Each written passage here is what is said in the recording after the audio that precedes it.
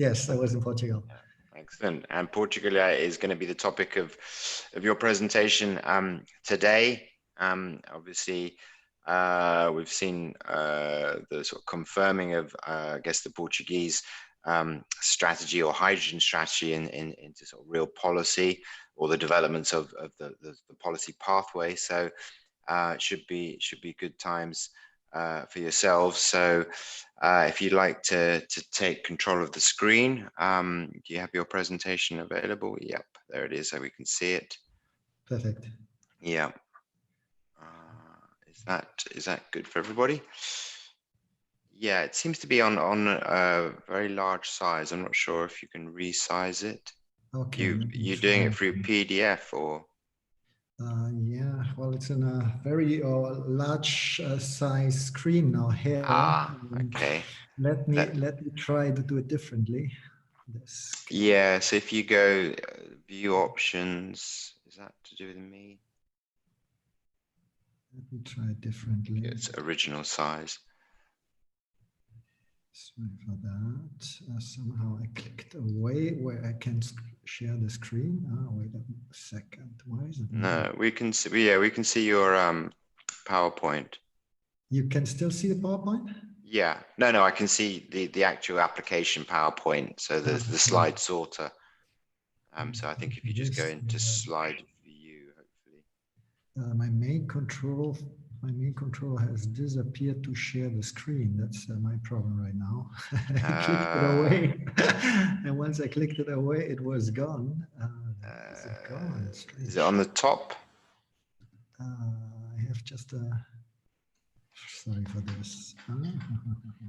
Or if it's easier, I can share it. Have you found it? It was hidden, but now I try again. Let me see whether this now works in a different format. Do you see something?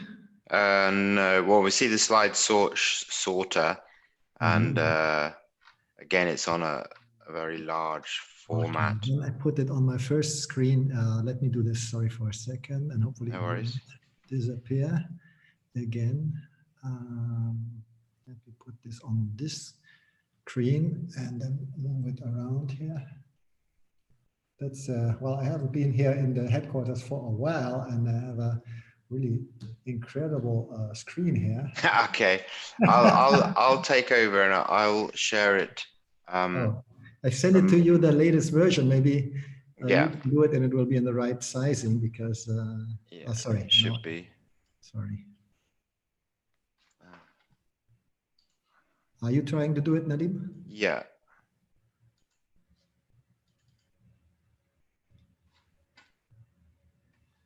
Yeah, that's one of these extreme wide screens, and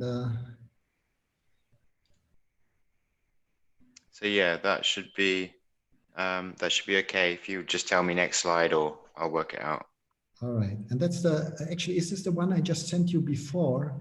Yeah. I'm not sure actually. If this is second slide, this is not the latest. Go into the first one. First one. No, in your email, there's a new one, actually. Okay. Sorry for this. This is from yesterday. I did some fine tuning, sorry. No problem. Sorry for everybody waiting. But yes, you're right. There is a new one from. Okay, I get started in the meantime already. So hello, everybody. My pleasure to be with you here. Well, I have to adapt to traveling again and having right away a new infrastructure. I came back from Portugal late and then right to this office space here and just connecting everything new. Yeah, so Portugal for us is really a very interesting place to put our strategy into real. We've been kind of studying from our past PV and wind and have implemented a lot of projects since of 2011-12. A lot of focus in Spain in the past. However, in the meantime, we saw really that hydrogen is something which gets us to the next level on the transition path as we get to higher percentages, as is obviously clear to most of us being in the sector now. And we can go to the next slide, Nadim, looking a bit into our motivation. In fact, the gap, and I will not go too much into detail. I mean, this is kind of the general background of our hydrogen activities, and especially green hydrogen activities. But this study, and we're working here with Roland Berger together to also put everything in a nice, how can I say, global view, but also in the specific realization. So the CO2 emissions, which need to be reduced, and we are all striving here to make a change to the better for our future, well, will somehow not happen without the green hydrogen. At least this is our view. Hydrogen is really the one closing the gap. It's not the one and only. This discussion we have very often, like, oh, we don't believe in hydrogen, it cannot do this, it cannot do that. Yes, it's true, but it can do a lot of things, and without it, we will not reach the target. That's, I think, the essential message, and the gap which needs to be closed. Well, if it's kind of a 50% of the gap which is missing, which we can do through green hydrogen, because we cannot electrify the total industry only. There is a feedstock, there is other processes which need to be decarbonized. So hydrogen is the right thing to do, and we are fully committed to that.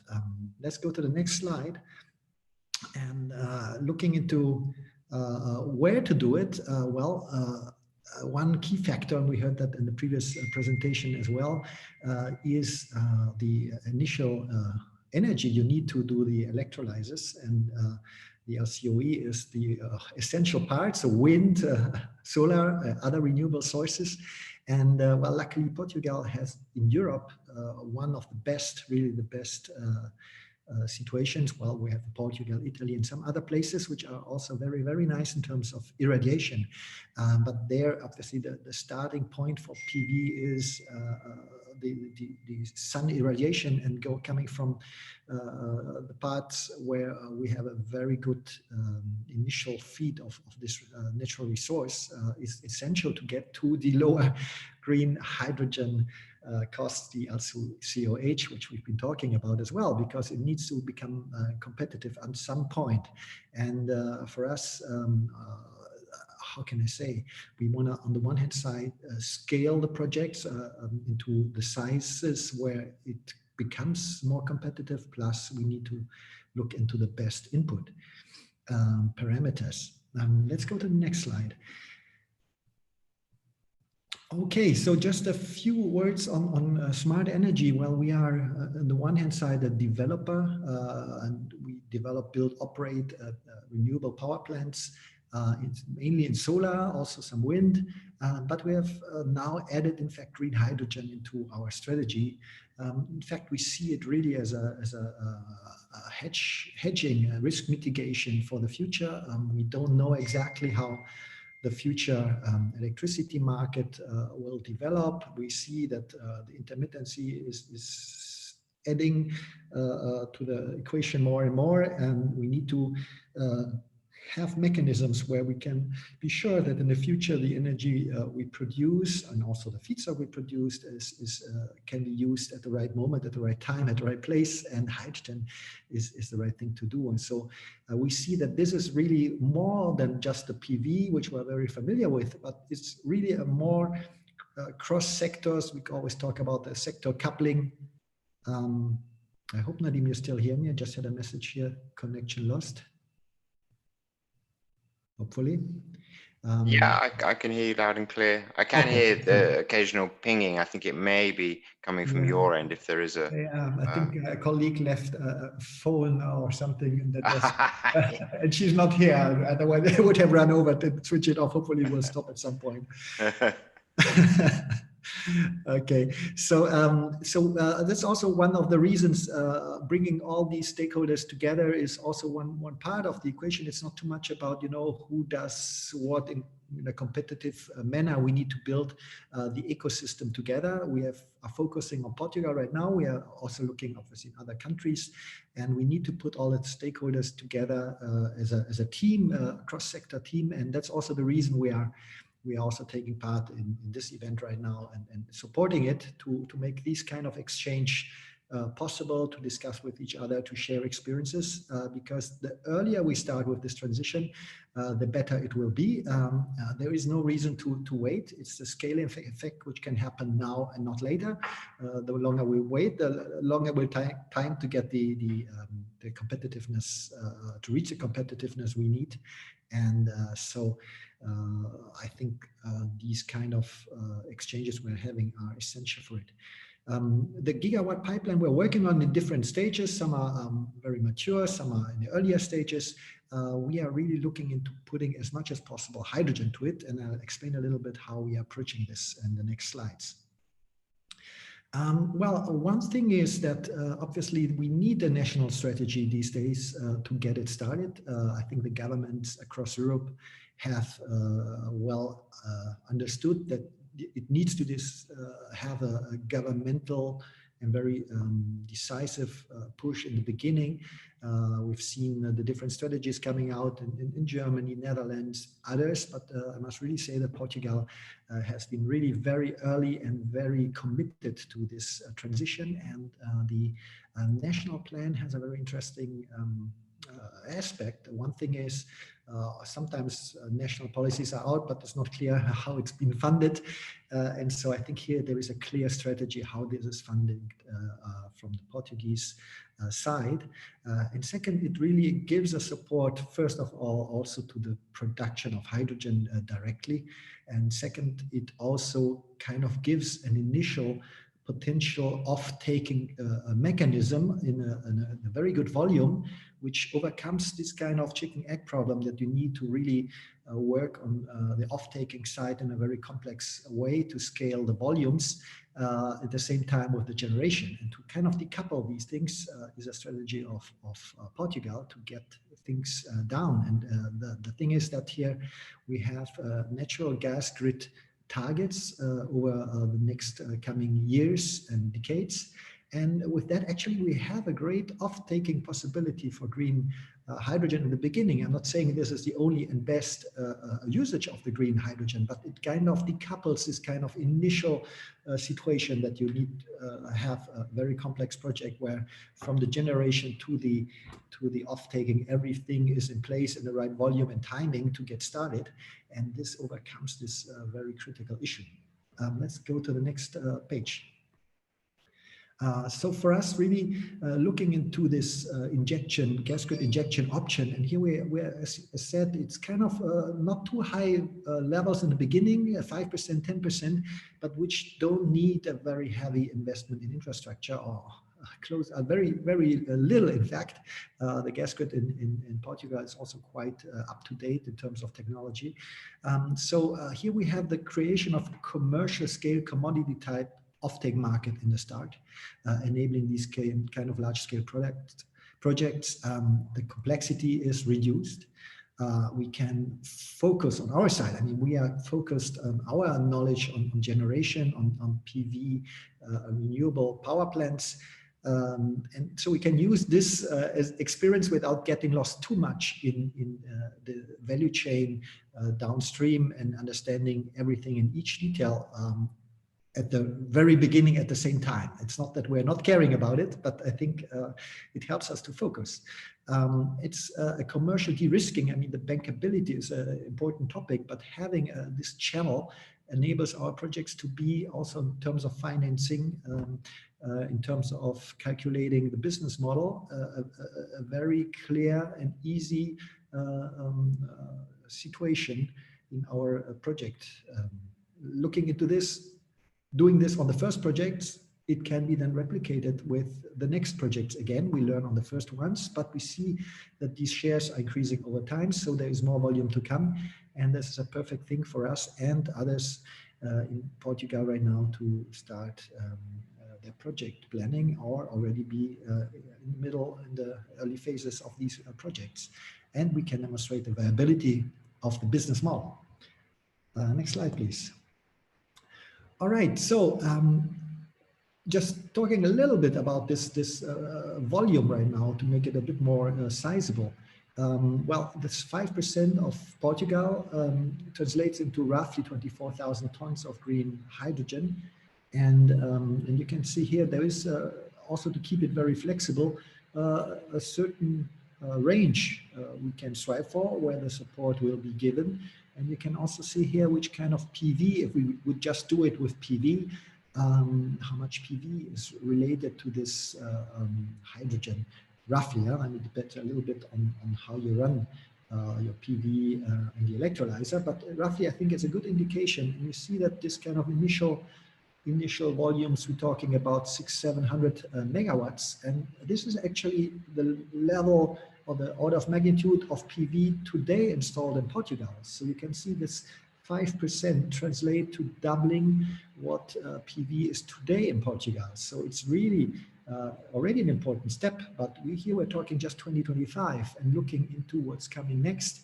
There we see impressive further volumes coming. I mean, the target on the national policy right now is 2 gigawatts by 2030 of electrolyzer capacity. And this relates very well to the PV plants at the same time and other renewable energy sources with further development over time. And I think a very interesting aspect is having this very good situation in Portugal on the resource sun. It also increases competitiveness in Portugal for a variety of industries, which if we look really in longer terms, will have changed. You know, the industries which today are having usually a typical location somewhere, they may change. Also in dependency, well, Portugal is a total, but also the specific regions where you can combine electricity generation and also hydrogen generation. I think this will be a real change over time, which we will see in the industrial sectors as well. Next slide, please. So in our projects, we have on the one hand side PV projects which are already planned before we started to look into hydrogen. They have secured grid connection, they have construction permits, some have started construction already, and now we are and then they have PPAs also in place. So we obviously think of, okay, would be still great to put hydrogen generation with it.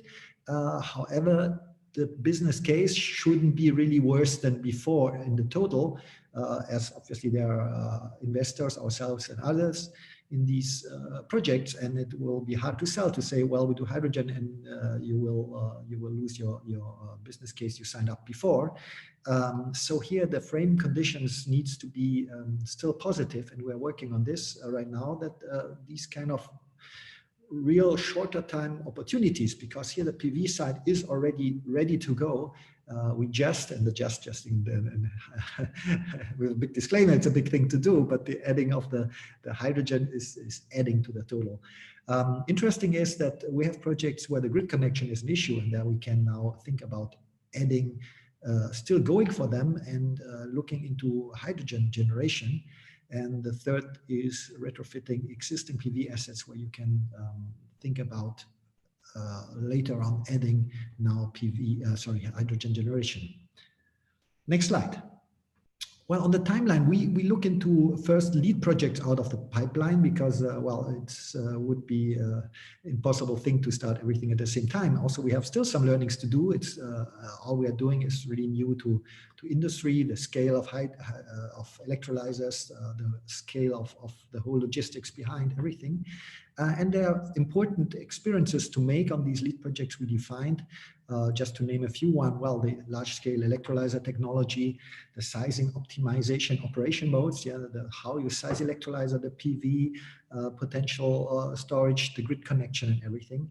The water sourcing on the high-2 generation is an important topic, especially where there is water scarcity, like in Portugal. It may be different in more northern countries. On the other hand, there you don't have as much sun, so it's really goes together, great sun, but in this case also the water topic, we are really dealing intensively now with this topic as well. Permitting and licensing needs to be put in place for such combined sites. The support mechanism, as we mentioned, the off-taking model. And well, we have a project timeline. Everything goes right. By mid-late 2022, we could go live with a green hydrogen output. Yeah, it's not the project start. We have started a project already, but it takes some time. I mean, we are building really here also an industrial complex for the electrolyzers.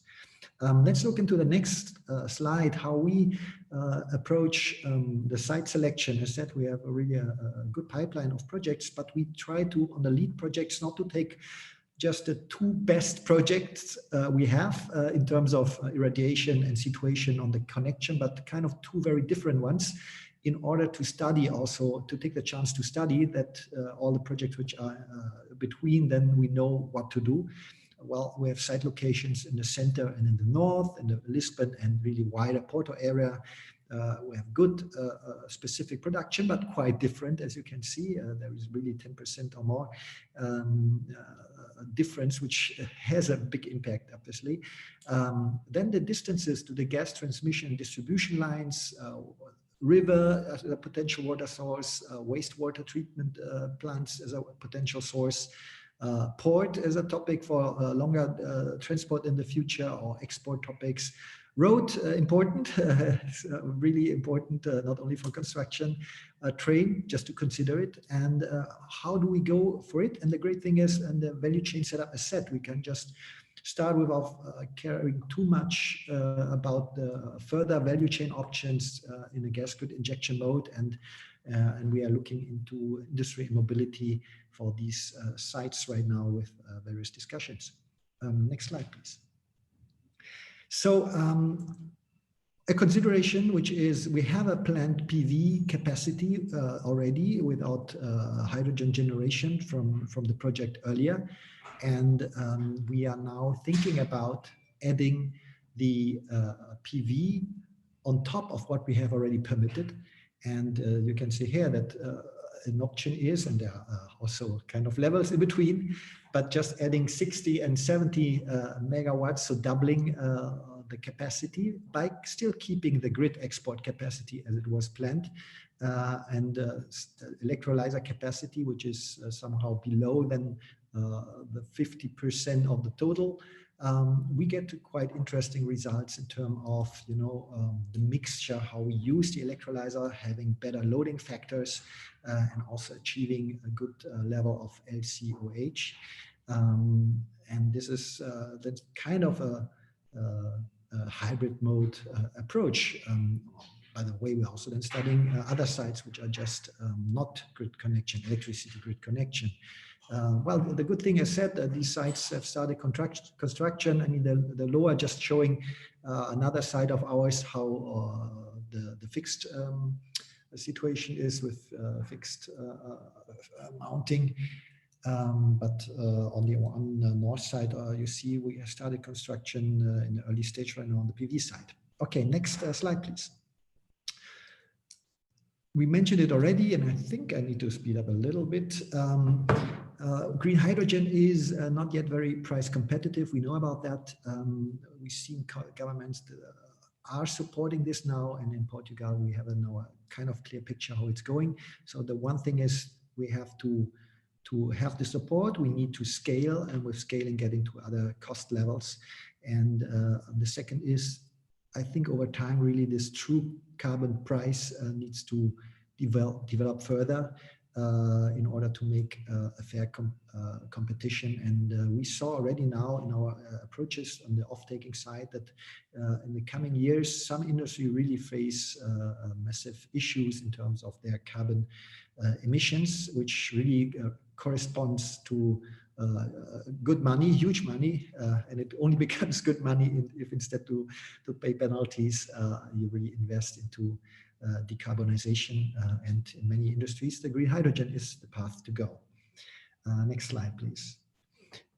In order to keep the gap as small as possible, I just will mention the logistics distribution side. We are going a bit for the start, for sure, into as much as possible decentralized option of generation with localized as much as possible consumption, because transport, logistic of hydrogen, as we know, is quite a challenge. On a large scale, can become competitive more and more, but initially this adds a lot to the total costs. So the production can be not the only major factor, but the transport logistics become. And so we need really to look into this as much as possible to start with.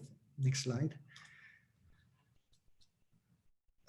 Yeah, that's just an indication that looking into the sensitivity a bit about what is the price we can get when we generate, what is this CapEx subsidy. We assume here right now on the calculation 40 megawatt peak electrolyzer capacity and LCOE, and also in 40 euro per megawatt hour. And in order to scale, we know that such a new technology, the investors, the banks, the bankability, it needs to be based on a positive business case.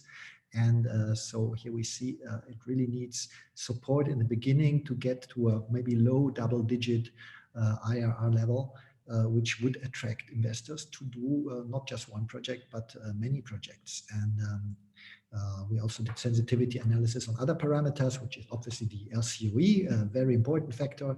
The electrolyzer costs today and in future, also important factor, not as strong as the LCOE, but still very important to get to where we need to go. Next slide, please. I talked a lot about the off-taking through this gas network and the levels we're here, but luckily this is just the entry point, and also the national strategy of Portugal already has set targets in the industry, road transport, waterborne transportation, also for road vehicles. And in hydrogen, we look rather to the heavy transport, long distance. And the good thing is with the top natural gas network, we have a clear path to put up our generation while we have our talks right now in the other levels below to prepare and scale the consumption with the transition in industry and transport mobility. So you can see here, we have this unique situation. No chicken egg problem. There's always this chicken egg always we have to overcome. Here we have a situation it's been accounted for. Next slide. As we cannot go to all at the same time, well, we have focused on the hydrogen possibilities in the energy transition, and that's marked in yellow first, energy distribution across sectors and regions, which is through the gas injection. But then the next one is renewable raw material feedstock in industry and mobility transportation. And in all that areas, there are projects on the way, which are in definition and will scale up over time. The need here, the consumption is really impressive. So there is a good need for green hydrogen. Actually, the questions very often I encounter in my various discussions with the team and other players is, well, are we really sure we're getting the green hydrogen? It's really, this is a limiting factor right now on the planning of these industries to go to really deploy these strategies. And now coming to my last slide, putting a little bit of examples to what I'm talking about in the off-taking side is, well, here's a bunch of options and possibilities in the mobility industry sectors. I mean, some may stay a niche for sure, but some of those will really be, I think, something to come and change completely how we are used. I mean, electric buses, for example,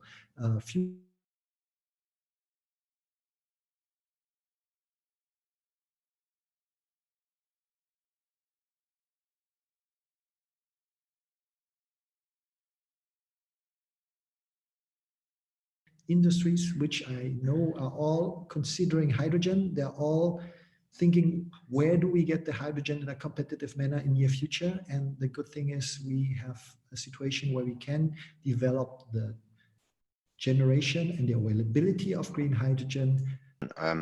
Of your pipeline. I had a few questions come in through various different platforms. One was around off-takers connected to the gas grid. Are they industrial, commercial, or residential community users?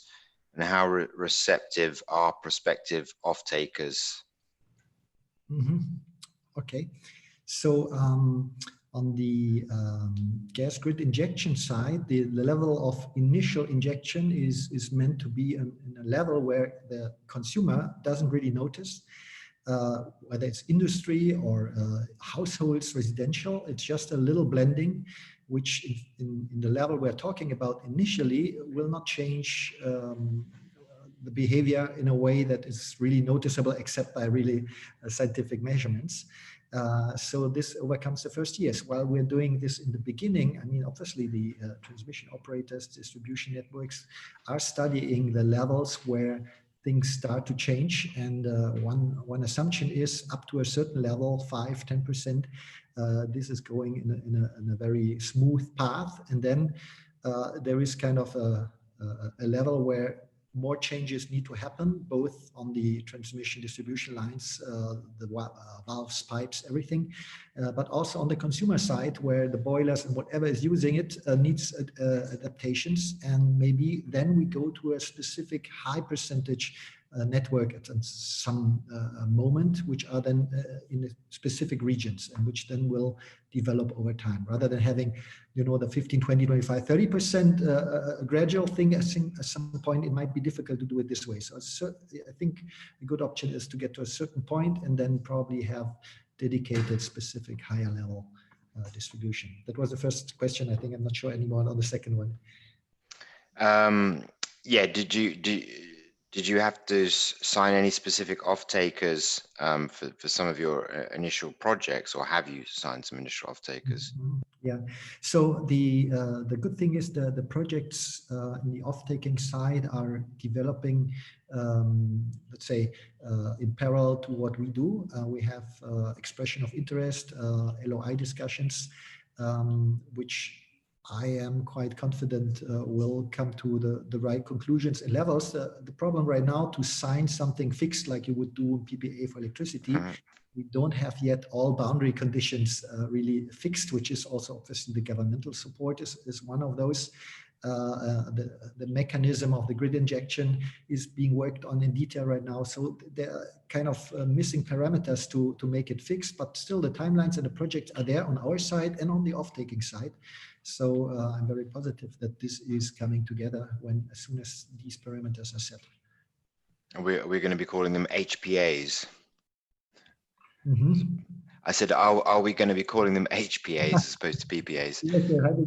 Yes, why not? Yeah, why not? Good proposal. Yeah.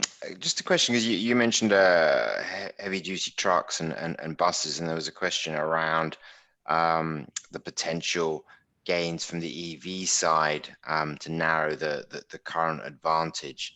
And just to sort of take that point, really, you just mentioned you see hydrogen vehicles maintaining that advantage on the power to rate ratio, etc. Any sort of thoughts around that? Yes, I mean, on the electric vehicles, we've seen kind of, how can I say, it taking off right now. The transition, well, I'm living mostly in Germany, and I see that also here the governmental push coming with the taxation of electric vehicles, especially for business cars, has changed the situation right now. They are all sold out. So they are really conquering the market and changing the situation, and they have an advantage compared to the hydrogen situation, very high efficiency in terms of, the energy you put in and then the energy which comes out again or really moves the vehicle. This is very much true for the individual cars. And most of cars are not used on long distance. So I think the fit here is perfect, and it would be I think a wrong approach to say, no, this we need now to move everything to hydrogen. I think can still, for some specific cars where you want to go longer range, you want to have shorter charging times, it's great. But when you go to the bus operation, you go to the truck operation, the train operation, where there is no electricity connected, the battery, especially also the lithium battery, which is really powerful, but for that use case, it's not adequate. You cannot get to the same level as with a fuel, really. So this is a real game changer from my perspective, doing this transport. And if you know how much we transport over the roads all the time through Europe, imagine this is all going to hydrogen based, this will really make a change. And so there I see a big potential and an advantage where the efficiency is only second order because the battery cannot do it. And overall, the efficiency still is good if you look into the efficiency of a diesel, which always say, wow, it's great, even better than normal fuel, but still the efficiency of fuel cells is also great in this comparison. Yeah. There's obviously many investors out there that believe that, given sort of the rise of Nikola's share price over the last month. But thanks a lot for your presentation. You're staying with us, and we'll take further questions for Christian after the next presentation, when we'll have time for a chat around the production side. So many thanks, Christian, and if we can invite Karen onto the stage, as it were. So Karen Rajavelu is a graduate, PhD graduate from the University of Duisburg-Essen in the field of renewable energy, and actually specifically biogas. So can you hear me, Karen? Hello, Yes, there you I are. can hear you, Nadim. Yes. Many thanks. So yeah, if you can begin sharing your presentation. So yeah, Karen has been working previously specifically in actually a research project, a €3.5 million research project into biogas, and is the Marie Curie EU fellowship holder. So and she is now part of the Bilfinger Terboden's hydrogen strategy team, and has been working on the concept that that Joris presented earlier today in the overall North Sea strategy. So yeah, if you would like to, I don't know if you can go to slideshow view, Karen, and we can. Yes, so I'll start presenting the screen. Are you able to see the screen now? Yep, it's all good, thanks. Okay. So thank you for the introduction, Nadim, again. Well, yes, we've, as a part of Bilfinger, where I'm working as a process engineer, we also started working for the North Sea Energy Program. And our main focus was on developing this gigawatt scale electrolysis of hydrogen on the energy island. So, well, Iris explained the very nicely the overview of the whole project. So I'll focus specifically on the hydrogen production and how we developed such a concept on the island. So it all started with this.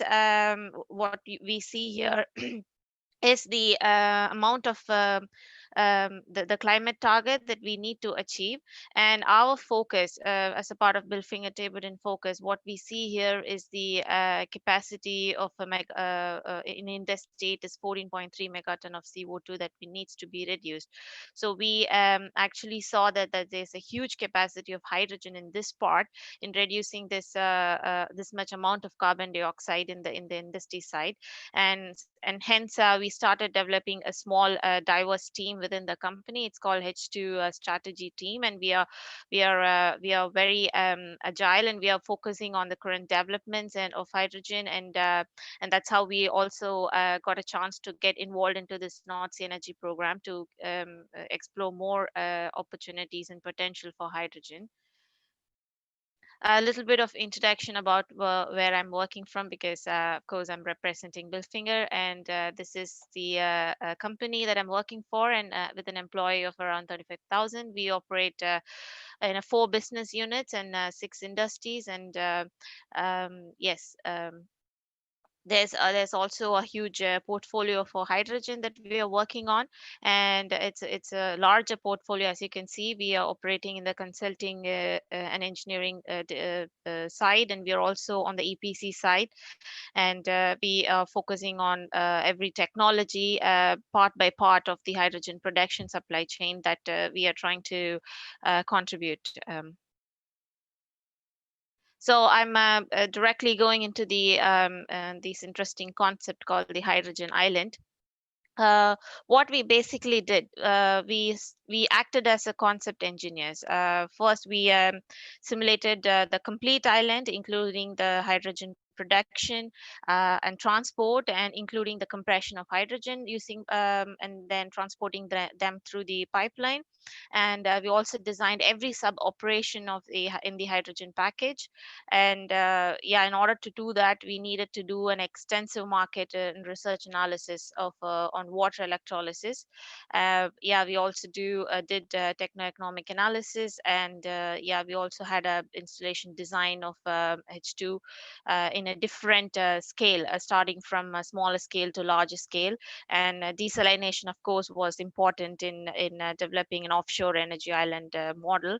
And we also developed a 3D model, which in few seconds I will show on the screen.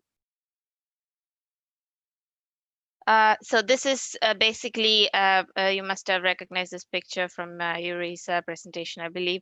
So this is basically what we tried to do. So yeah, this is also a follow-up of Nordsee Energy 2. It was a previous package. We weren't involved in that. But what we did in Nordsee Energy 3 is we developed different capacities of hydrogen island. So there's 2 gigawatt, 5 gigawatt, and 20. And we also see the partners here. And we also this capacity is the wind energy capacity that's coming into the island, and we focused on how much hydrogen is convertible and how it can be transported to the from the offshore to the onshore.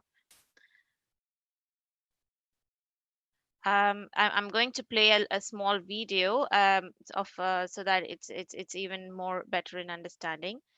Please let me know if it's causing some problems or something.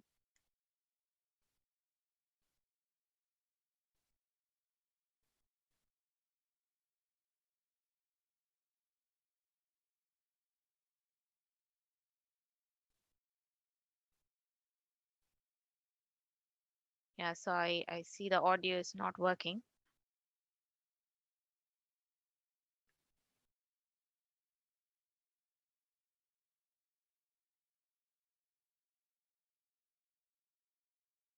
The blue ones here are the what you see, the blue shades are the electrolyzer container units.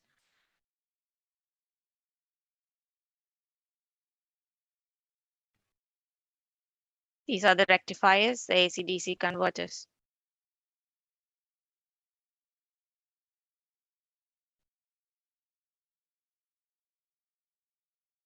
So yeah, that was the previous the idea, the artist impression of how an energy island would look like. Would be very interesting if there was an audio on. I didn't hear it.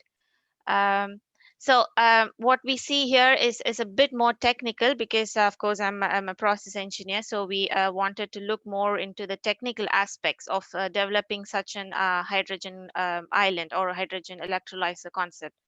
So what we see here in this box is the technical scheme of the electrolyzer itself. But it's not just the electrolyzer, because what you see here is only electrolyzer, but there are many other things that will contribute to the production of hydrogen, right? So so in this case, we divided this into two aspects. One is the electrolyzer itself, the scaling up of electrolyzer stacks itself. Another one is the cleaning of the hydrogen that comes out of the electrolyzers. So also the rectifier models. So we looked into various questions, like for example, these cleaning containers, these separation devices, are they just going to be one large vessel for such a gigawatt of electrolyzer stacks, or they're going to be multiple? And what about the desalination unit? How much are we going to bring? How are we going to bring in such a huge amount of water? Is fresh water applicable if you're looking at the onshore island? Of course, seawater is more feasible if you're looking at the offshore island. And yeah, we also looked into the cooling systems. For example, is it feasible to have a decentralized cooling system, or just one common cooling tower? Is it is it feasible that way? So these are the many aspects that we looked into it, because of course we have a good backup of engineers that we are familiar with these equipment designs. And so the one aspect that we found was when we contacted every electrolyzer vendor, they were very sure about the stack, but not when it comes to scaling up, they were not quite sure about these items, the auxiliary items, for example. So that is a gray area sort of, that was not very clear with all the vendor that we spoke to. So we wanted to know how it is going to affect in the large scale, because for smaller scale it's easier to bring an electrolyzer, but there's a tipping point when scaling up comes in. And of course for the cost, scaling up is very important. So we need to so we our focus was more into the large scale design of such systems, both offshore onshore. And one another aspect that we looked into is the electrolyzer itself, because of course it's sort of a hero of the whole idea that we are looking at. So yeah, and then we looked into various kind of electrolyzers. So which electrolyzer is the right one? So at the moment we are not looking for the best electrolyzer. We are looking for the best available technology. So which is feasible for which system. For example, if you are looking at a high temperature electrolyzer, which is called a solid oxide electrolysis, they are not economically feasible if you're going to, if there is no waste heat available on a location. So that's only economically viable if you are going to look at a site which has a lot of waste heat. For example, if you take alkaline, they are highly established technology already, and hence we don't see a prominent the learning curve is already great for alkaline electrolysis, so we don't see there's a huge dip in the cost in future, because these islands we are looking at the future for 2030, 10 years ahead. So, and then what about the raw material transport? For alkaline we need electrolyte also. So is it possible to bring those amount of alkaline into the shore? And what about the startup time? For example, if you take alkaline, the startup time is in minutes. So when we are looking at wind electricity, you also have a huge rush of electricity coming in. So is it sensitive? Are they able to take it up that amount of high voltage and then still operate? So these are the various items we looked into it. And then yeah, of course we ended up taking up PEM electrolysis because of the various advantages that I mentioned earlier. Well, they don't need a raw material like alkaline, and they are still developing. They are not yet established compared to alkaline, so there's a huge a chance for cost decline in future compared to alkaline. And yeah, the cell voltage that they can take up and operate is really high compared to alkaline, so they can operate in seconds. The startup time is in seconds, whereas it's in minutes for alkaline. So these are the items we looked into when we selected the PEM electrolyzer itself. Yeah, this is all we apart from this, well, we also looked into the desalination concept, bringing in the seawater, and then we also looked into the compression idea. But there's also one such thing we need to note. When we did these deep study about electrolysis, we also cannot forget this graph. This is very interesting what you see here. Well, I agree with all the speakers spoke before me. What we see here is that the electricity price, of course, the cost of the island, the cost of the electrolyzer, and in the end, the cost of the island. It all depends on this graph, what we see here. So the electricity price, well, during a higher operation time, the electricity prices majorly depends on the OPEX, and the CAPEX of the electrolyzer comes down. So the CAPEX has a least impact on the electricity price. And this is one such important graph that we also found. So that it's also important to know not just the electrolyzer and how they can operate, and where they are flexible to operate, is is it good to use such kind of an electrolyzers on an offshore island or not? Is it feasible to use them coupled with an wind electricity, or how do they react when they couple with a solar capacity? So these are the various things that we looked into it. And of course, in the end, it's always the compression that also takes into account. So it's not just, so when we talk about the efficiency, it's not the efficiency of the electrolyzer itself that we looked at in the offshore island. It's the efficiency of the whole system, because when we have a certain electrolyzer bringing in a 30 bar and the end user need gets high, for example, the pipeline compression, we needed a high transportation, high pressure, and then we need a high energy to convert them. So it's always the efficiency of the whole system. It's not just the efficiency of the electrolyzer alone. So these are the various aspects that we looked into in our project with the North Sea Energy. And yes, and that is all. That is a short description of the island. And thank you very much. Many thanks, Karen. Thanks for that whistle-stop tour of the island, and certainly an amazing concept. And we look forward to hopefully it being realized. A couple of immediate questions, and we'll also invite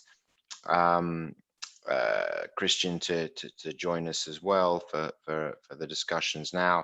A question specifically around the, I guess, cost of the desalination part as a percentage of the total cost of the island, or in comparison to the cost of electrolyzers. Did you have any indications around how that was weighted in terms of the system costs?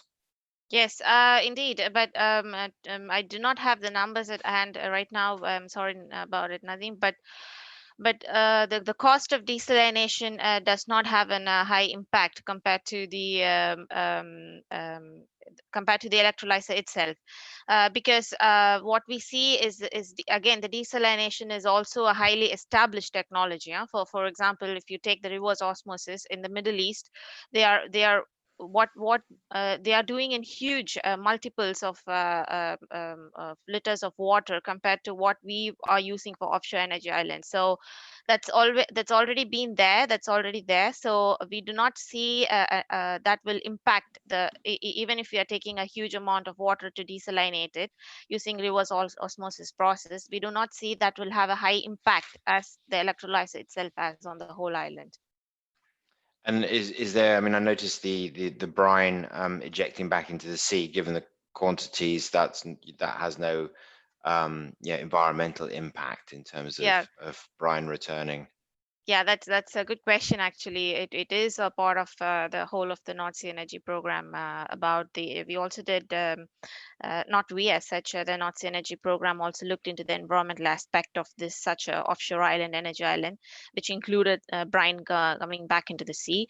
But I'm not very familiar with that. But yes, but there are results about that if you look into the report. And I mean, the actual I guess geography of the island in terms of its obviously the North Sea isn't that deep, so it's just reclaiming and building out an island just for a reclamation, a sort of standard reclamation project. Yeah, sorry, can you come again, Nadeem? Yeah, in terms of actually building the actual physical island, that doesn't present any major challenges. I mean, it's set to be in a depth of, I'm not sure what sort of depth water are we talking about. Yeah, that was not a major impact as I understood from the network where we operated in, and I think DEMA, they are the ones who studied that impact.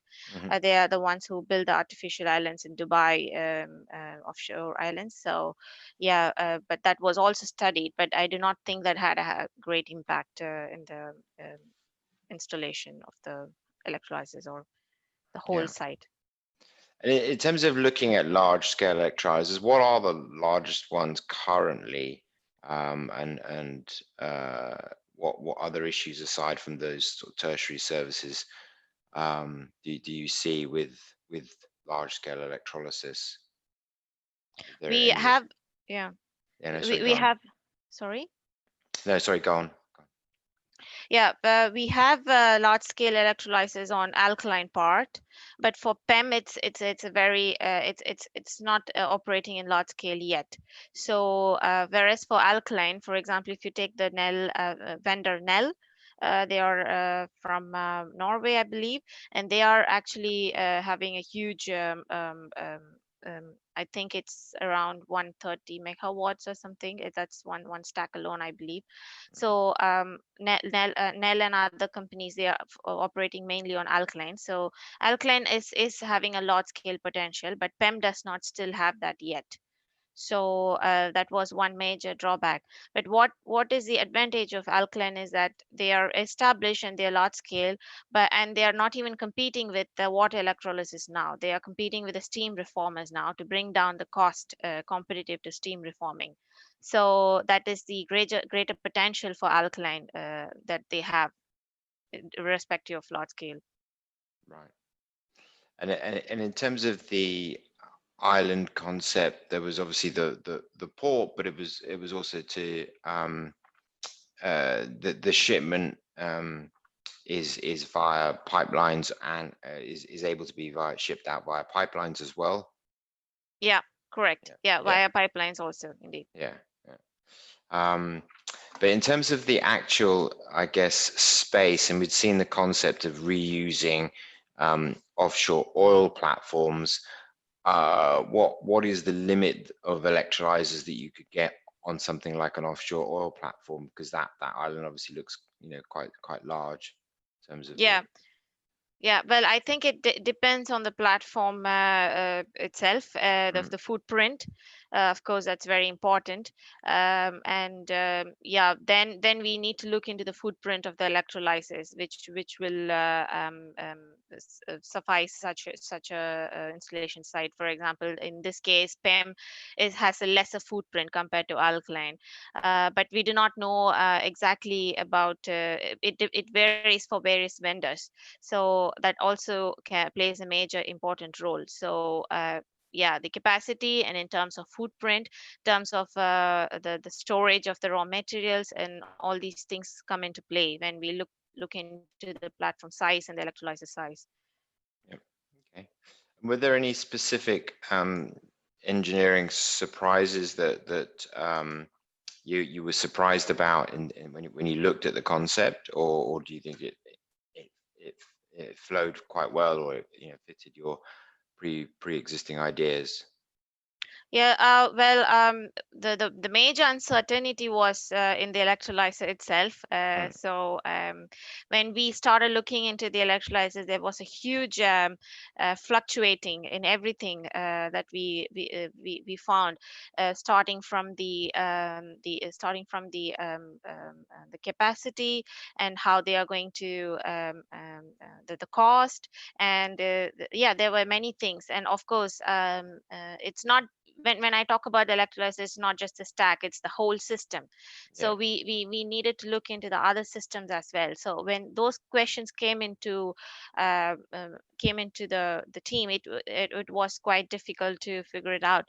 But yeah, with we also have certain assumptions because it's too a bit early to design such a huge systems.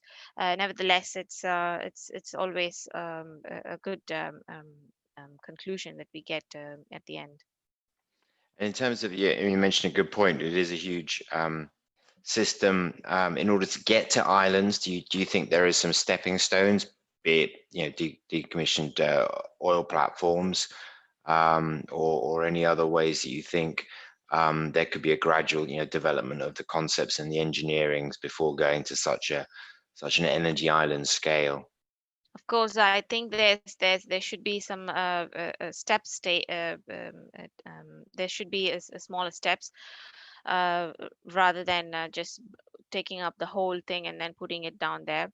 So I do think there will be some smaller steps in achieving such a bigger island. But yeah, that's also the idea behind how we designed. So we started with 2 gigawatts, and then 15, and then 20. So but 20 is way unrealistic, so we cannot just start with the 20 and then just, okay, we need this huge, and we cannot just determine just like that. So that's why we looked into to the 2 gigawatts, and then we saw how much feasibility and how much assumptions we can take into the 5 gigawatts and then the 20. So I think it also goes the same ways. Yeah. Okay. The question from Wael Al-Mazidi, you mentioned, I think Dama, who did the construction for the Dubai Islands, was that DEMA? Yeah, Yeah. DEMA indeed. DEMA. Okay, many thanks. I'm not sure if Christian Foduk, whether you are online and would like to return. Yeah, yes, you are. And yeah. how, did you manage to watch the Energy Island concept? Only partly. Luckily, my line dropped a few times, but Yeah. I found it very interesting. Obviously, the challenge on the water is the environment there, the water availability. I think I would be very interested to hear about the desalination concept and the amount of, how can I say, in the business plan, how much that kind of makes a difference or not on the total case, as our topic on water is also very important in Portugal. We're on land, but still water scarcity is there a topic, and we're looking into this right now. And I think this, besides the electricity, I realized more and more that the water is really a very important factor. Yeah. Anyway, we know it for the process, but also on the total project setup. Yeah, correct. Yeah. Yeah, I mean, you didn't have a number, did you, in terms of the percentage of cost of desalination? Yes, I do not have it yet. I don't have the number now. I'm Yeah. very sorry about it. But Yeah. we do have a good report that's already published. I think it was also shared in the World Hydrogen Leaders platform recently. I noticed it. So it's a very good report. So we have all the items that's published in there. Maybe when you Yeah. have time, please have a look at it. Excellent. Okay. In terms of the overall approach for both Christian and Karen, in terms of sort of next steps, what are some of the key challenges that you think need to happen to make these rollouts real? I guess for you, Christian. Yeah, well, on our side, we let's say, compared to the longer term project where there's still some time to set up the whole view, we are already moving on the first projects, and the good thing is that the PV side is quite set. But I see a big, how can I say, a question mark or uncertainty still on combining the whole permitting process, the rules and everything, renewable energy and electrolyzer production together. I mean, we think that making hydrogen from renewable energies is not the typical industrial process, like industry, which has a very heavy permitting process, but it's a different animal. And so here, I think it's essential, if we want to see here a fast transition, that we are not talking about heavy industry and the corresponding rules, but something which has a simplified approach, combining efforts which are on the permitting side on renewables with the pure electrolyzer concept, which is not really involved into other heavy, how can I say, industry with all other regulations. So this is an important part. I think the stakeholders, especially here in Portugal, are aware of that, and I know it's been worked on, because here is a big opportunity to speed up the whole process. So that's one of the areas we are looking into it.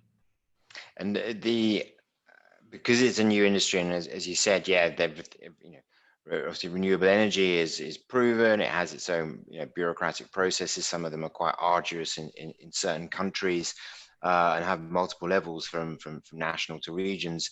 And certainly from, obviously, when we spoke at the last event with Lorenzo Parola from Italy, it's certainly, you know, a huge barrier to doing anything in Italy at the moment. In terms of specifically Portugal, and thinking about the actual types of permitting process, does hydrogen need its own specific permitting process? Is that gonna is that going to be required, and how long would that take? And yeah, what are some of those actual specifics? And is it also some existing regulations that have to be changed, be it in safety or security or yeah. We are working right now on several studies in this matter, which really look into what are the permitting processes on renewables, what are those today on industry, putting electrolyzer in industry, and what is a good combination. Just to understand on our side, I know that it's being really understood that this is something which need to be optimized together. And from the talks we had so far, it really looks like going into this direction, that there will be something specific. We also know on the gas grid regulation, on the gas side, there will be new regulations coming, putting the hydrogen injection as part of the total, how can I say, regulations which were not existing yet. So this is also being understood. And so I see here really concise and complete approach by the responsibles, by the authorities, by the various stakeholders, which is really in the spirit of making it happen. It's not just putting targets out or being part of the discussion. It's really make it happen approach. And so I think we can expect something which is not a many years topic, but kind of a 1 year topic to get things in the right frame maximum. Right. Okay. Excellent. We'll be looking at that in September, looking at some of the next sort of monthly conference in September, which will look at sort of regulations and safety and standards, and certain protocols. With that, there was one comment. I think it was it's from Johan Aloncius, that he sees DEME as the Belgian company. So I think that if people are interested in understanding the construction company or the company involved in the island sides, Joris has put up a link as well, which you can see in the chat function, which is to the actual results, and there are a number of different reports up on that website. And as Karen said as well, with the specific hydrogen concept report is under premium groups topics reports on World Hydrogen Leaders platform. In terms of some of the other questions, there were a few questions around blending and the impact of blending. So there was one question, I don't know if you could answer, Christian, around with a 15% hydrogen blending in volume in the gas grid, that only reduces CO2 by 5%. So do you believe that green hydrogen for electricity is going to be more cost effective than using wind, solar, and hydrogen? Didn't maybe fully get the Yeah, I'm just rethinking that. As I said, I think it must be all around obviously the storage component, because yeah, I mean, obviously it's more effective to use wind and solar and hydropower directly for electricity rather than converting it to hydrogen to then convert it to electricity. Give a little comment, maybe I sense a little bit the direction of the question. Using the green hydrogen in the natural gas grid is in fact only, how can I say, a step in decarbonizing. It's not a big percentage. In a way, I see other usages of the hydrogen with a, how can I say, a more stronger impact and into how can I say, the value of the hydrogen. If you think about using the hydrogen as a feedstock in heavy CO2 emitting industry right away, this is obviously from the perspective of benefits even better. Also, you see that also in the comparison, what is the value hydrogen in the market. It's still a captive market, so there is no kind of trading of hydrogen like this usually, or green hydrogen especially. However, the value, for example, in mobility for fuel cells of green hydrogen is rated quite higher than just the caloric value in the national gas grid. So in a way, I think using the hydrogen, the green hydrogen, where really the element itself is of value, is even more beneficial. However, these things need to scale up, and the gas grid helps to get things running from the start. In terms of the Portuguese regulation, there is sort of regulation around the combined using hydrogen in the combined cycle gas turbines. I believe that they will need to make investments to make themselves able to burn the modified natural gas hydrogen mix. Or did you think that that's the right way to go, or there should be more pathways towards a dedicated hydrogen network and then therefore dedicated hydrogen gas turbines? So it's similar like in the, and it's saying right away, I'm not really the expert in detail on that, but just on my understanding. So the level of usage is similar like in the distribution transmission to a certain level. There is a compatibility of several gas turbine manufacturers and their turbines, which are capable to handle such relatively low percentages without big investments. I mean, it's just fine tuning of the parameters. And we had some very good talks with some players here. They have also turbines which are then prepared and dedicated to full hydrogen operation. However, it's amazing if you really take a megawatt scale turbine, how much hydrogen they burn, and it's really a completely other level of supply which we are far away from. So in a way it would be great, but only here we really talk about a huge supply. That we go back to the projects of Karen, maybe when she has many of these islands, then I think we can run on 100% turbines somewhere, and still the LCOE went further down. But on the shorter term, I think some blending helps on decarbonization, but full hydrogen turbine in a larger scale needs still some more supply. Yeah.